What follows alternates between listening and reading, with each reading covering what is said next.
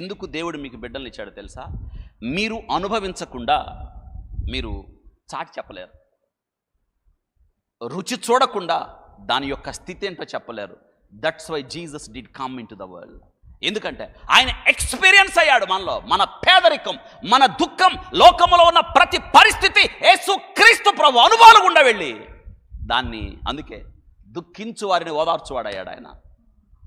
మన పేదరికం తెలుసు, మన కష్టం తెలుసు, మన దుఃఖం తెలుసు, మన బాధ తెలుసు, మన తిరస్కారం తెలుసు, మన ఒంటరితనం తెలుసు. ఎందుకో తెలుసా? Jesus went through 2000 years back on the way. అదే దారిలో యేసుక్రీస్తు ప్రభు 2000 సంవత్సరాల క్రితం నడిచాడు. ఈరోజు అందుకే శోధించబడిన వారిని, బాధించబడిన వారిని, దుఃఖించిన వారిని ఆయనలాగా ఓదార్చేవాడు ఎవరు లేరు. ఎందుకంటే మన దుఃఖం ముందుగా భరించాడు ఆయన, ఆ దారిలో వెళ్ళాడు ఆయన. ఎందుకు వచ్చాడు యేసుక్రీస్తు ప్రభు మానవుడిగా? ఎందుకు తెలుసా? నిన్ను తెలుసుకోవడానికి.